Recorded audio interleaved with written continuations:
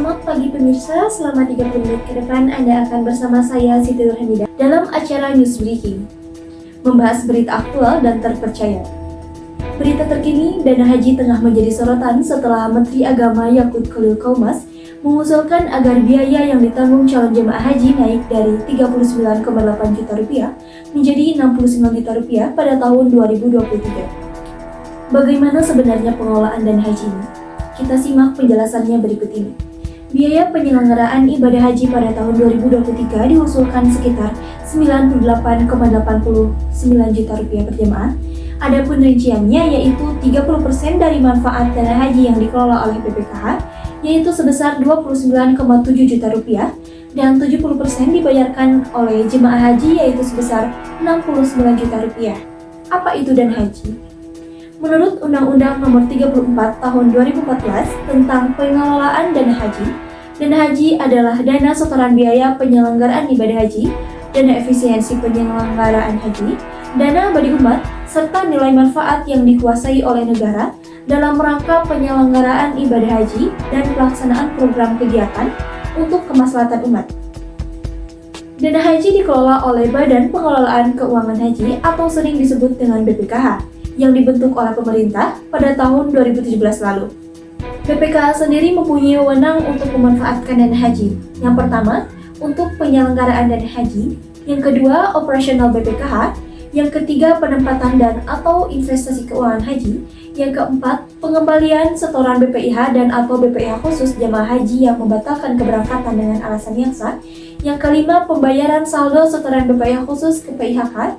Yang keenam, pembayaran nilai manfaat setoran BPIH dan atau BPIH khusus.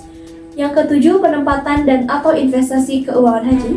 Dan yang terakhir, untuk pengembalian selisih saldo setoran BPIH dan atau BPIH khusus dari penempatan BPIH dan atau BPIH khusus tahun berjalan. Dana tersebut bersumber dari beberapa sumber. Yang pertama, bersumber dari setoran biaya penyelenggaraan ibadah haji BPIH dan atau BPIH khusus. Kemudian bersumber dari nilai manfaat keuangan haji, kemudian bersumber dari dana efisiensi penyelenggaraan ibadah haji, kemudian bersumber dari dana abadi umat atau sering disebut dengan DAU, dan yang terakhir bersumber dari sumber lain yang sah dan tidak mengikat. Pada tahun 2021, dana yang dikelola sebesar 158,79 triliun rupiah, yang berasal dari BPIH sebesar 155,4 triliun rupiah dan berasal dari dana abadi umat sebesar 3,73 triliun rupiah. Pada tahun 2022, dana yang dikelola mencapai 166,1 triliun rupiah atau meningkat sekitar 4,56% dibanding saldo 2021. Dana ini berasal dari BPIH yaitu sebesar 162,16 triliun rupiah dan berasal dari dana abadi umat sebesar 3,85 triliun rupiah. Dana haji tersebut dapat ditempatkan di beberapa tempat. Yang pertama, perbankan.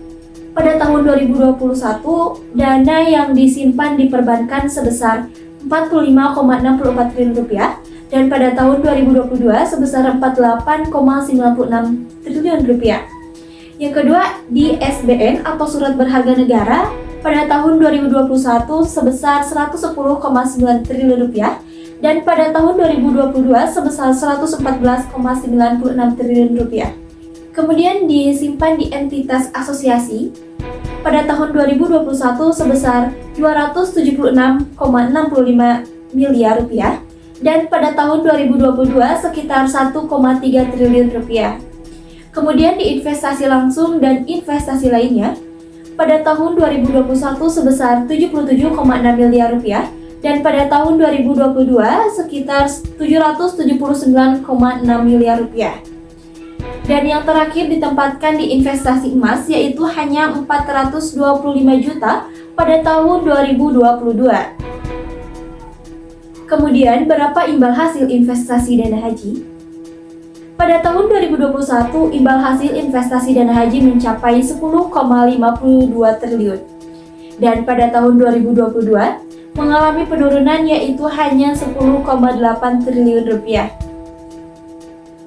Dalam pengelolaan dana haji tersebut, Badan Pengelolaan Keuangan Haji atau BPKH menerapkan prinsip kehati-hatian, optimal, transparansi, syariah, dan profesional dalam mengelola dana haji.